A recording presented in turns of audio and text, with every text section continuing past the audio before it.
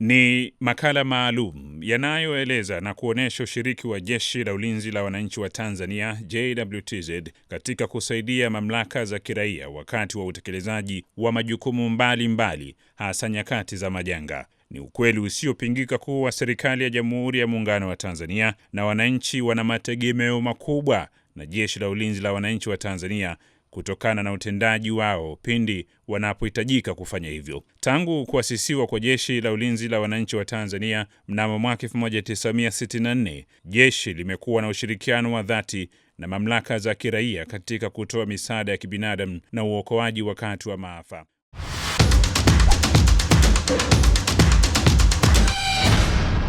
Uwajibikaji wa Jeshi la Ulinzi la Wananchi wa Tanzania umeweka alama kutokana na utendaji wake na kufanikisha azma ya serikali kuwahudumia Watanzania. Jeshi limeonyesha hali ya kuwajibika kwa kuzingatia weledi na ari kwa ustawi wa taifa. Tangu kuasisiwa kwake, jeshi limeshiriki katika operesheni za uokoaji hapa nchini zilizotokana na ajali za majini, nchi kavu na uokoaji katika ajali za moto pamoja na kuporomoka kwa majengo nchini.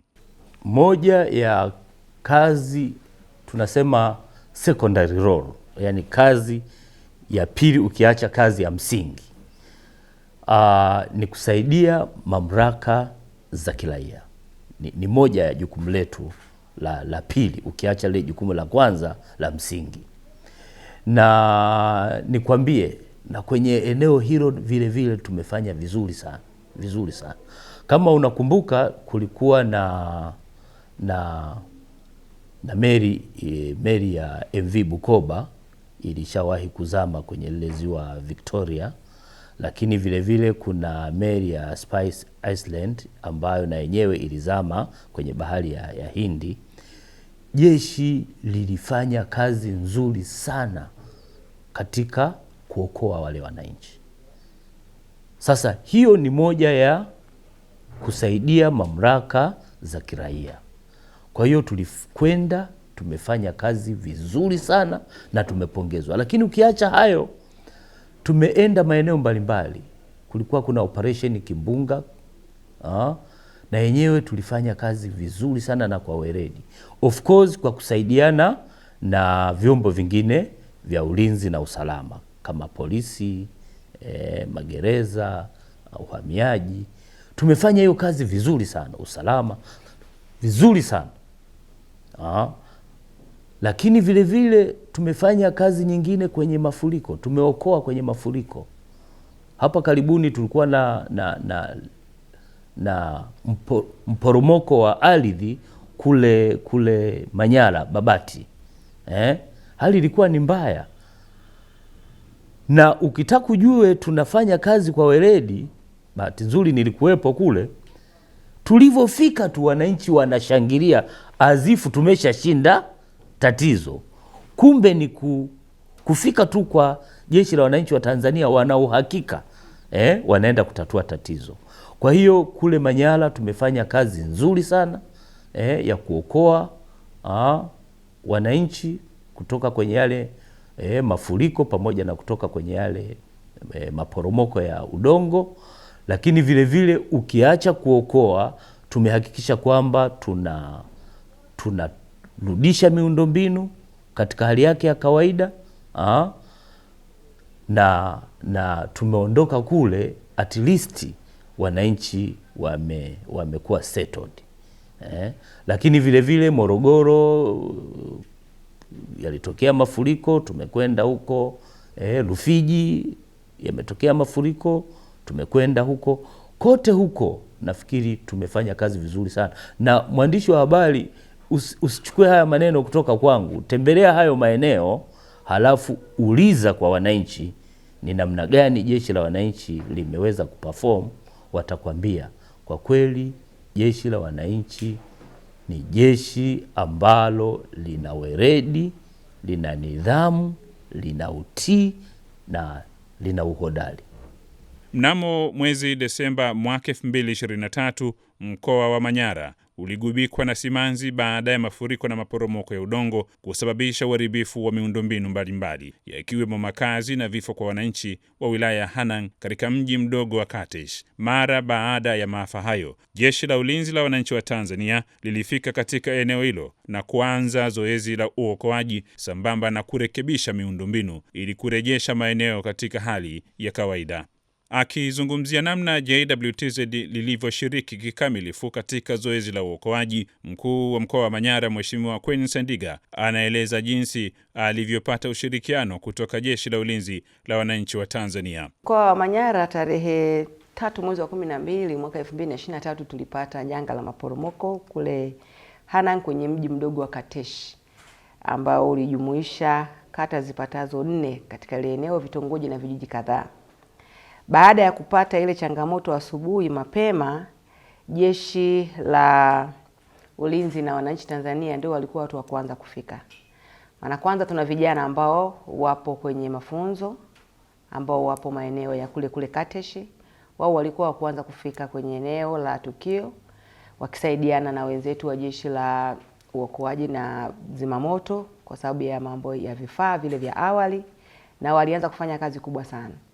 Walianza kufanya kazi ya kuokoa wanawake, watoto ambao wanaingia kwenye matope, lakini pia kujaribu kuokoa baadhi ya vitu ambavyo walidhani kwamba vingeweza kusaidika na kutolewa kwa muda huo. Waliweza kufanya kazi kubwa ya kuweza kusaidia pia mpaka kuchimba, kuangalia kama kuna maeneo mengine ambao wanaweza wakayasogeza maji yakapisha kupita kwenye sehemu ya watu, yakapita kwenye sehemu ambayo wametengeneza. Lakini baada ya masaa kadhaa tulipata kikosi kikubwa ambacho kilikuja na helikopta 3 zilishuka pale ambazo walitusaidia sana. Waliokuwa watu ambao walikuwa ndani sasa ya nyumba, wengine ambao walikuwa juu ya mapaa ambao walikuwa hawawezi kufikiwa sasa kwa njia ya miguu. Kwa hiyo helikopta zilitusaidia kuwanyanyua na kuwatoa wanawake, watoto, watu ambao walikuwa sasa wako juu ya zile nyumba hawawezi kutembea. Lakini kwa kifupi jeshi lilikaa pale kwa zaidi ya miezi 3.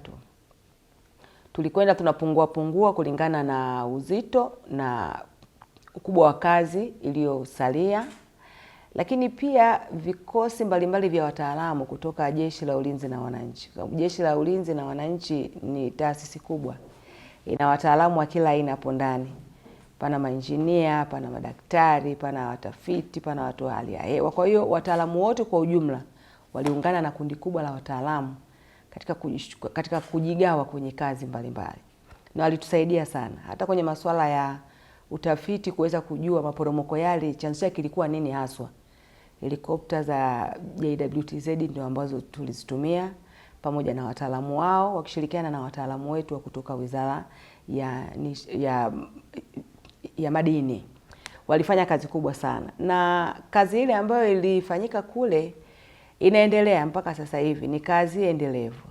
Ni kazi endelevu na sisi kama mkoa wa Manyara tumekuwa tuko nao kila wakati.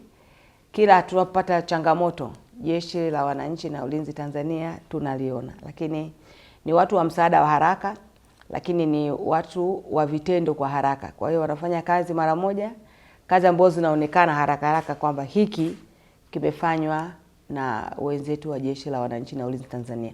Kwa hiyo ukiniuliza mimi nikiwa kama mtendaji mkuu wa shughuli za serikali katika mkoa huu kwa sasa, lakini pia ambaye nilishuhudia kazi kubwa ambazo zinafanywa na wenzetu wa Jeshi la Ulinzi la Wananchi Tanzania, nitakwambia kwamba ni moja kati ya vitengo muhimu kutokea, kwa sababu sio tu wanafanya kazi lakini pia wanafanya kazi kwa uaminifu.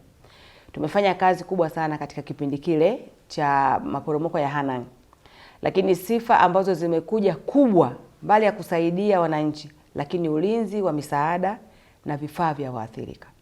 Kitendo cha maafisa wa JWTZ kufanya kazi pamoja na jamii, sio tu kwamba wanafanya kazi bora, lakini pia wanajaribu kuonyesha kwamba wao ni sehemu ya wananchi. Na nadhani pia ndio maana labda linaitwa Jeshi la Wananchi wa Tanzania. Wao wanafanya kazi na wananchi. Kwa hiyo katika kipindi hiki ambacho tulikuwa nao kule, kwanza wamesaidia kutafsiri kwamba wao sio maadui, wao sio watu maalumu sana ambao wanakuja tu pakiwa pana heka, lakini ni sehemu ya wananchi, ni sehemu ya kufanya kazi na raia wananchi, na sisi tumeona kwa vitendo. Manyara tumeona kwa vitendo ufanyaji wao kazi mahiri, lakini ukaribu wao, upendo wao, unyenyekevu wao katika kuwatumikia wananchi, kuhakikisha kwamba changamoto ambazo zinatokea katika jamii ni changamoto zao zinawahusu, na wanaona kabisa kwamba wana wajibu mkubwa na wa makusudi wa kuhakikisha kwamba wanawasaidia wananchi katika kutatua changamoto zao. Mkoa wa Manyara unathamini utayari wa Jeshi la Ulinzi la Wananchi wa Tanzania linalotumia wataalamu wake mbalimbali waliofanikisha operesheni na uokoaji. Ilifikia mahala mimi binafsi nilipopigiwa simu kwamba sasa kikosi kinataka kiondoke, nilitaka kukataa kabisa. Nakumbuka niliongea kwenye simu na Mheshimiwa Waziri, nikamwambia hapana, msituondolee kikosi kwa sababu wamesaidia. Dunia nzima ilileta misaada Hanang' na hakuna hata penseli iliyopotea. Kwa hiyo ukienda leo Katish kule Hanang', ukiuliza kuhusiana na habari ya askari wa jeshi la, watakwambia bwana wale ni watu wema sana, lakini pale nyuma ukisikia kwamba bwana nitawaletea jeshi hapa, watu wanajua jeshi likija hapa hakuna mtu anayepona, lakini kumbe jeshi ni sehemu yetu sisi. Na sisi binafsi kama wananchi wa mkoa wa Manyara tumeendelea kushukuru sana, na tunadhani kazi ambayo wanafanya ni kubwa, na maeneo mengi wanaweza pia wakaenda kufanya hizo kazi. Kumbe hakuna sababu ya kutafuta vikosi vingine vya kufanya kazi, kwa sababu kwanza wako wengi, wana uwezo wa kufiti kila mahala. Lakini sio tu kwamba ni askari, lakini pia ni wataalamu. Miaka hii 60 pia wameendelea kujimarisha kwa vifaa vya kiuokoaji, vifaa vya kufanya kazi. Mimi binafsi nimeona vifaa vya kisasa sana, matenti mazuri ya kisasa nimeona. Boli kiwekwa hapa unatamani lisiondolewe tena, basi mimi nilale humu ndani. Lakini kazi kubwa ya kitaaluma ambayo wanaifanya ya kulitoa jeshi kwenye jeshi la kianalogi kupeleka kwenye jeshi la kidigitali kulingana na hali ya dunia sasa hivi ilivyo, sio kazi ndogo, ni kazi kubwa sana. Lakini kubwa zaidi ni uhakika wa ulinzi wa nchi yetu, kwamba tuna vikosi mahiri ambavyo vinalinda nchi yetu, vikosi ambavyo vinaweza vikatoka hapa pia vikaenda kusaidia ulinzi kwenye nchi zingine. Tumeona wanasaidia, wanafanya kazi kubwa sana. Kwa hiyo kwangu mimi ukiniuliza nitakwambia kwamba sio tu maadhimisho ya maadhimisho ya miaka 60, nitakwambia kwamba ni maadhimisho ya miaka 60 yenye mafanikio makubwa sana ambayo yamefanyika. Tunawapongeza sana na tunaendelea kuwashukuru, lakini pia tunaendelea kuwaombea muendelee kuwa na afya njema ya kuweza kusaidia. Hatuombi tupate majanga kila wakati, lakini yatakapotokea tunajua mpo na tuko salama, lakini pia tunajua mpo na mtatuwai mapema kuja kutudaka na kila kitu kitakwenda sawa. Kwa hiyo mimi nawashukuru sana viongozi wanaoendelea kuongoza, lakini tuendelee pia kumshukuru sana Mheshimiwa Rais kwa namna ambavyo ameendelea kuwezesha hizi taasisi zake ili kusudi ziweze kufanya kazi vizuri, na mazingira ya kufanya kazi sasa hivi ni matamu zaidi kuliko pale mwanzoni. Kutokana na mvua kubwa ya kunyesha sehemu mbalimbali nchini, wilaya ya Rufiji mkoani Pwani ni moja ya maeneo yaliyoathirika pakubwa na mafuriko. Kutokana na kadhia ya mafuriko hayo kwa wananchi, Jeshi la Ulinzi la Wananchi wa Tanzania likafanikisha zoezi la uokoaji kwa wananchi wa Rufiji. Mkuu wa wilaya ya Rufiji Meja Edward Gowele anaeleza namna Jeshi la Ulinzi la Wananchi wa Tanzania lilivyoshiriki katika zoezi hilo la uokoaji. Kwanza nianze kumshukuru sana Rais wa Jamhuri ya Muungano wa Tanzania Dr. Samia Suluhu Hassan kwa kazi kubwa anayofanya ya kuwatumikia Watanzania. Nikiwa kama mkuu wa wilaya ya Rufiji mwaka wa 2024 tulipata mafuriko makubwa sana. Zaidi ya 80% ya wilaya nzima ilikuwa imezama. Na hii yote ilitokana na mvua kubwa ambazo zinaendelea kunyesha kote nchini, lakini pia hata nje ya nchi. Tumeona mafuriko haya yakiendelea maeneo ya Arusha, Dar es Salaam, Morogoro, Iringa, Mbeya. Kwa sisi kwa sababu ya jiografia yetu wilaya ya Rufiji manake iko bondeni, maji yote yalikuwa yanatoka maeneo yote haya yalikuwa yanakusanyika nafika Rufiji, na ni kwa sababu ya bonde la mto wa Rufiji. Sasa asilimia kubwa ya wananchi, wilaya ile ina population ya watu 159,000, lakini zaidi ya watu 89,660 waliathirika na haya mafuriko ambayo yametokea mwaka huu.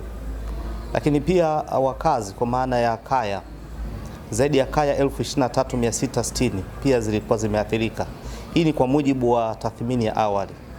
Lakini pia tunaona majengo zaidi ya nyumba 628 zilikuwa zimeathirika kutokana na mvua kubwa ambazo zimenyesha na mafuriko ambayo yametokea. Sasa Jeshi la Wananchi wa Tanzania, ndio maana nimeanza kumshukuru sana Mheshimiwa Rais Dr. Samia Suluhu Hassan. Yeye ndiye alikuwa mwongozaji wa kwanza na yeye ndiye alikuwa mtoaji wa maelekezo wa kwanza. Kwa hiyo jukumu la kwanza alikuwa ametupa ni kuokoa maisha ya Watanzania ambao walikuwa wamezingirwa na maji. Kama nilivyosema, zaidi ya 80% wilaya ilikuwa imezingirwa na maji. Kwa maelekezo yake aliweza kuelekeza Jeshi la Wananchi wa Tanzania liweze kutupa msaada kipindi hicho cha tatizo kubwa ambalo limetokea. Kwa hiyo nimshukuru afande CDF pia, na yeye alikuwa ni mtu ambaye aliitikia kwa haraka sana. Nimepewa ombi leo, kesho yake tukaweza kupata msaada mkubwa. Tulipata vijana Marine Commando ambao walifanya kazi kubwa ya kuokoa wale watu walikuwa wamezingirwa na maji. Kama nilivyosema, watu wengi walikuwa wamezingirwa na maji kwenye maeneo walikuwa wakiishi. Walikuwa hawana namna ya kuweza kutoka wala kuingia. Kwa vijana wale walikuja zaidi ya 10 walifanya hiyo kazi kwa muda mfupi sana. Lakini pia alituletea boti za uokoaji, boti 2 ambao zililetwa kutoka Jeshi la Wananchi wa Tanzania kwa ajili ya shughuli nzima ya kuokoa, kwa sababu maeneo mengi yalikuwa yafikiki kwa gari. Kwa hiyo wale waokoaji wakishirikiana na Jeshi la Uokoaji pamoja na wale Marine Commando na wananchi tuweza kutumia zile boti kwa ajili ya kuokoa watu. Na ndio maana katika mafuriko haya hakuna watu waliokufa kwa kuzingirwa na maji. Wale wote waliozingirwa na maji, vijana wetu wa Jeshi la Wananchi wa Tanzania walienda kuokoa wakishirikiana na Jeshi la Akiba, wakishirikiana na Jeshi la Zimamoto. Tukafanikiwa kuwaondoa wote waliokuwa wamezingirwa na maji. Lakini pia tuliletewa magari makubwa kwa ajili ya kusafirisha vyakula, misaada ya kibinadamu kwenda kwenye maeneo ambao watu walikuwa wameathirika. Kuna watu walikuwa wamezingirwa na maji hawezi kutoka. Ilikuwa inatulazimu kupeleka vyakula vya msaada kwa sababu mashamba yao yote yalichukuliwa na maji, vyakula vilichukuliwa na maji, vifaa vyao vilichukuliwa na maji. Kwa hiyo Jeshi la Wananchi Tanzania lilitoa magari makubwa ambayo yalikuwa yanaweza kunavigate kutoka eneo moja kwenda eneo jingine kwa urahisi, tofauti na magari ya kawaida. Kwa hiyo CDF alituletea magari, lazima tumshukuru sana, ambayo ilitusaidia kwenda kupeleka vyakula, kupeleka misaada ya kibinadamu ambayo ililetwa na mashirika mbalimbali, lakini pia na taasisi za umma, vyakula ambavyo viletwa na Mheshimiwa Rais kupitia kitengo cha maafa, ofisi ya Waziri Mkuu, vyote vile kufika kwenye maeneo ambako wananchi walikuwepo ili kuendelea kunusuru maisha yao na kuhakikisha kwamba maisha yao yanaendelea kama kawaida.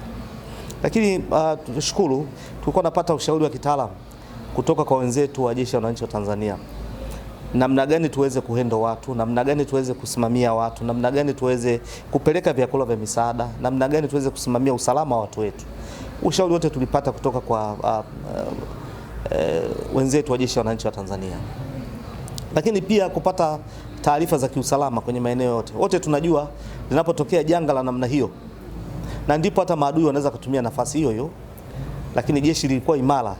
Tulikuwa na vijana wetu wa Jeshi la Akiba, lakini tulikuwa na vijana wa Jeshi la Wananchi Tanzania kuhakikisha kwamba usalama wetu unaendelea kuwepo, kuhakikisha usalama wa watu ambao tumewaokoa na kuwahifadhi kwenye maeneo ya makambi, kuhakikisha usalama unaendelea kuwa vizuri kwa kushirikiana na vyombo vingine vya usalama, polisi, magereza, uhamiaji, wote tulishirikiana vizuri. Lakini tulipata mwongozo na ushauri mzuri kutoka kwa watu wa Jeshi la Wananchi Tanzania. Ni kazi kubwa wameifanya, lazima tuwashukuru. Ni kipindi ambacho kilikuwa kigumu sana kwetu. Kwa hiyo Jeshi la Wananchi Tanzania limefanya kazi kubwa ya kusafirisha vifaa, misaada ya kibinadamu, lakini kuokoa watu. Katika kudhihirisha ushirikiano uliopo kati ya jeshi na mamlaka za kiraia, Jeshi la Ulinzi la Wananchi wa Tanzania linatoa mafunzo kwa askari wa uhifadhi ambao wana dhamana ya kulinda rasilimali za taifa. Mafunzo hayo hutolewa kwa kuzingatia utaratibu wa mafunzo ya kijeshi. Matokeo ya mafunzo bora kwa askari wa uhifadhi yamesaidia kupungua kwa matukio ya uharamia kutokana na umahiri wa askari wa jeshi usu katika kulinda hifadhi za taifa. Kwetu sisi mamlaka ya hifadhi ya eneo la Ngorongoro, kwanza tunajivunia kwa mafunzo ambayo tumeyapata na maafisa na askari wetu wameendelea kuyapata. Na moja kati ya faida ambazo tumezipata, kwanza eneo la ujangili tumeweza kulidhibiti kwa kiasi kikubwa sana, kwa sababu madhumuni ya mafunzo haya ni kuhakikisha kwamba tunatengeneza ulinzi wa uhakika katika hifadhi zetu, kulinda maliasili na wanyamapori. Kwa hiyo sisi katika kipindi chote ambacho tumefanikiwa kupata haya mafunzo, kwa 100% tumeweza kuondoa tatizo la ujangili. Lakini pili, mafunzo haya yamewafanya askari wetu kuwa na utayari.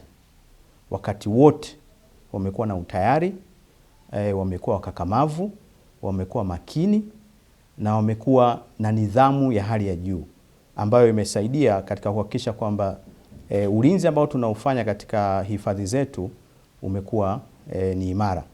Lakini faida ya tatu, tumepunguza sana tumepunguza sana uvamizi wa mifugo ambao umekuwa pia ukiendelea sehemu kubwa na kuathiri hifadhi zetu na kuathiri uoto wa asili ambao uko katika hifadhi zetu. Kwa hiyo faida ambazo tumezipata kwa kweli ni kubwa sana na tunaendelea kuzipata. Lakini jambo lingine ambalo ni kubwa na muhimu, mafunzo haya yametujengea utu na uzalendo. Askari wetu sasa hivi wana utu, wana uzalendo mkubwa sana. Lakini pia wamekuwa ni sehemu ya jamii katika kusaidia. Katika vitu ambavyo Jeshi la Wananchi wa Tanzania imekuwa mstari wa mbele katika kuvitekeleza ni kushiriki katika shughuli mbalimbali za kijamii na kusaidia jamii hasa zinapata majanga au changamoto mbalimbali. Kwa hiyo huo uasili wa kazi za Jeshi la Wananchi wa Tanzania nasi tumezidi kuzipokea na tumeendelea kuzirithi. Kwa hiyo ni urithi ambao umetoka kwenye Jeshi la Wananchi wa Tanzania, umekuja katika Jeshi la Uhifadhi na unaendelea kutujenga na kutuimarisha zaidi. Kwanza miaka 60 sio miaka michache. Kwa hiyo kwanza nimpongeze Mheshimiwa Rais wa Jamhuri ya Muungano wa Tanzania na Amiri Jeshi Mkuu Mheshimiwa Dr. Samia Suluhu Hassan, kwanza kwa kuendelea kusimamia ulinzi na usalama wa nchi yetu. Lakini pili, kwa kuridhia kuanzishwa kwa sheria ambayo imeanzisha Jeshi la Uhifadhi. Kwa sababu bila yeye kuridhia tusingekuwa na Jeshi la Uhifadhi sasa hivi. Lakini jambo la pili ni kumshukuru mkuu wa majeshi kwa msaada ambao ameendelea kutupatia. Jeshi limekuwa likitupa msaada mkubwa, likitupa maafisa, lakini likitupa pia na mafunzo ambayo tumeendelea kuyapata. Lakini la tatu ni kupongeza Jeshi la Wananchi wa Tanzania. Likiendelea kuwa imara, limepita katika vipindi tofauti tofauti, lakini bado limeendelea kuwa jeshi lenye nidhamu, jeshi la kupigiwa mfano, lakini jeshi ambalo liko tayari kuyakuza majeshi mengine na kuyalea ili yaweze kutekeleza majukumu yake. Mtazamaji, wewe uliye mshirika wa karibu wa jeshi, ni hakika umejionea na kusikia jinsi Jeshi la Ulinzi la Wananchi wa Tanzania linavyoshiriki kusaidia mamlaka za kiraia hasa wakati wa majanga na maafa. Ni tamati ya makala haya yaliyoandaliwa na Kurugenzi ya Habari na Uhusiano, Makao Makuu ya Jeshi. Hadi wakati mwingine.